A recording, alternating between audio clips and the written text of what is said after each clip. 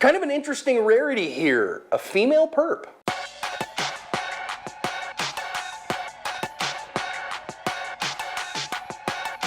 Hi everyone, welcome to today's bonus badge cam lesson here at Active Self Protection. I'm your host, John Correa. And I'm your co-host, Mike Williver. Today's video coming to us from Akron, Ohio. Today's video is brought to us by Mantis. The Mantis family of products is integral to ASP staff building handgun and carbine skills and are your most economical and fastest path to improvement in your skills too. Whether you choose the X10, the Laser Academy, the Blackbeard, or use them all in concert, they will help your practice be more effective, efficient, and fun. Go check them out, pick up a unit, and thank them for sponsoring today's video. This evening, we are going to join Bob from Sesame Street in singing Who Are the People in Our Neighborhood. At this case, at 3 o'clock in the morning, it is a 21-year-old woman who has shot another woman inside of a bathroom at a bar at 3 a.m. and then run off. Officers are combing the neighborhood for this woman, and you can see the officer running here. We have some badge cam audio when he finds her. Let's listen in.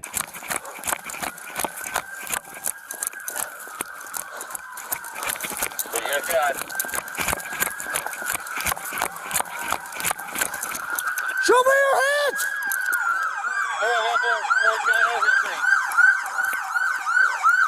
Show me your hands!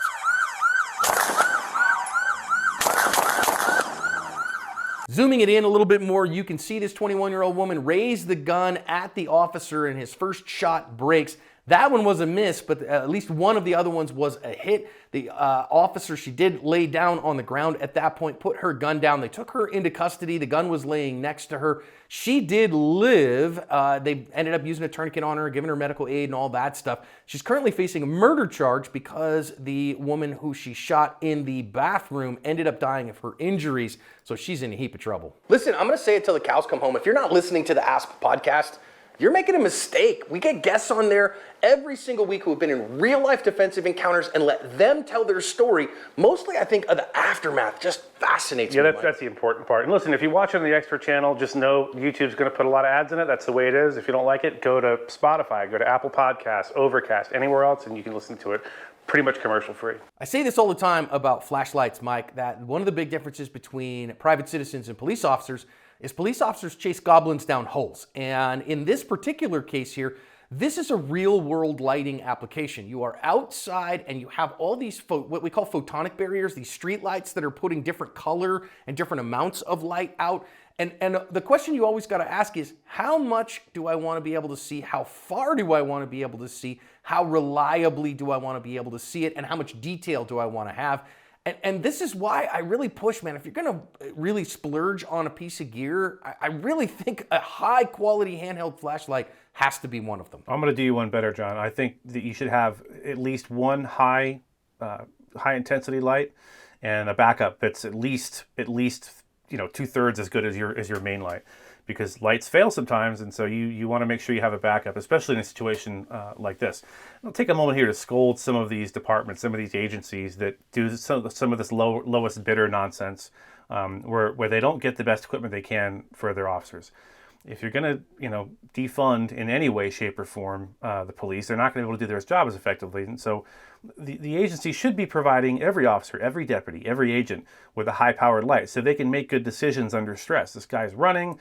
This is an unknown situation. We know this person probably has a firearm. There's a lot going on. So the light should be the least of his concerns. That should be provided for him by his agency, by the community that's employing him to keep them safe. And also, listen, now he gets out his pistol-mounted light. Yay, I think every officer needs a light mounted on their pistol for duty use. I think differently for private citizens for CCW, but officers, because of the mission, they need a light on their gun. You should also know how to run that light with a full firing grip on the gun. If you have a hard time with that because of your thumb length, because of your finger length, I can't tell you enough. Filster arc switches have solved this problem, and they're cheap, and you can put them on all of the high quality lights. And no, your O-light ain't gonna cut it, officers. So get a light that has all of the candela and know how to use it. So critical to the mission, John, is low light and nighttime shooting. It should be done at least once a year by the agency and more than once a year by the individual LEO.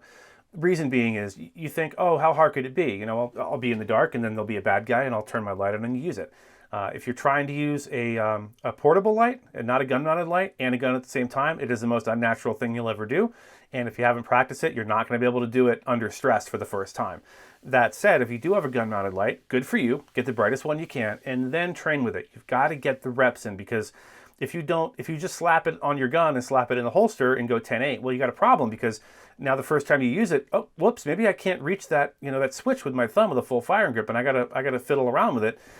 If you find yourself in that position tonight, you leave roll call right now and you find yourself in this position, turn that gun-mounted light on with your support hand and leave it on, and then just use your gun as normal. I don't care if you holster it with the light on, because that's the only way to overcome the lack of training that you're suffering from if you find yourself in that position. Yeah, and we saw this officer really struggle with the pistol-mounted light. Most officers that have them mounted, and almost all private citizens I know that have them mounted, don't train with that pistol-mounted light, don't use it. They're shooting in lit environments. So listen, if you're going to carry that, it needs to be a useful tool. And this is, again, a real-world lighting situation here, that the officer's standing under a street light and having to see beyond it. Something I wanted to add, John, if you've never seen the muzzle blast from your own gun, been behind it when it's completely dark, it's something you should do for the first time in a training environment and not in the field, because it is pretty significant. It's big time significant. Now, here, I know I'm harping on this particular video on light quality, but look, the light that the officer has now is enough to identify a person. That person has some kind of light colored pants on and dark colored top. Now, I can't see anything else. That could be a function of the low light capabilities of the camera, and the officer might be able to see more. But do you want to be able to see more or less in this particular case? I would argue more. I want to see what's in their hands. I want to see what the color of their eye is. I want to see into the depths of their soul if I can. Light has too much power if it sets things on fire or has recoil. So again, to be able to light this in a real world environment, and this is when a pistol mounted light is the most useful and needs to be at its very, very best so that you can see and make a decision about whether you need to shoot. Another good reason to have a light and train with it, John, is so that you've been in the dark with this thing and you've seen how far the light throws. You see how much light you're getting. You see how much spillover you can possibly get from your weapon mounted light in the event you don't want to be pointing guns at people while identifying them at the same time.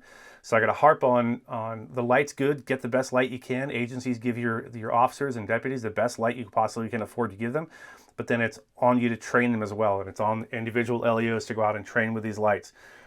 Even if all you can do is go to an outdoor range at night and at least get the light up and get an idea of where it throws and what the spillover is and how bright it actually is, you can at least get a feel for it. But your agency should be doing low light training at least once a year. Yeah, and again, a knowledge of how that light functions and what it does and how it illuminates and how far it illuminates, super important. Now, also notice what you said earlier, Mike, I think comes into play here big time. Because you see the first shot breaks here, and that the gunpowder residue and the smoke from that will begin to obscure briefly what you can see from there. And again, you should be practicing that regularly enough that you know it going in with your duty ammunition, and you have that. Also here, golly sakes, that little streak is the officer's bullet missing. And this woman has picked the gun up. You saw her pick the gun, her gun hand up at the officer. And that's a 25-yard shot, officers. And listen, this is where, for police officers especially, I think a pistol-mounted optic makes an immense amount of sense because it makes this shot much more doable. But also, the marksmanship skills that exist with it, you got to know, listen, I can't miss here because every chance I give her to shoot me is a chance I don't go home today. Yeah, and never mind the backstop. Is that a single-family home I'm looking at, or is that a business? I think it's some kind of a business or something. I'm not sure. It looks accessible. It might be a house. Yeah, the fact remains it's a building where people might be in. So I'm not going to give this officer too much of a hard time. He was just running to catch up to her, so obviously he's going to be heaving a little. As always, blood pumping, adrenaline pumping. So it's not an easy shot, but you need to be deliberate and take the time that it takes to get this shot the first time, because misses don't stop gunfights. This wasn't quite a gunfight because she didn't fire, but misses don't stop gunfights. So take the time it takes you, whatever that is, to get that first shot as accurate as you possibly can. And listen, kudos to him that he settled down after that first one. Actually, his second, third, and fourth cadence, I would say I can't shoot that fast at that kind of distance and, definitely validate my hits. He got at least one, though, and put the threat down. So, I mean, kudos to these officers for using what they had available, finding the perp, finding the murderer in this case, putting her down so that the threat to the community ended. Let's make sure that we are up to that skill set, that we've trained with our low light technology, and we have the tactics to back it up to cover our ass.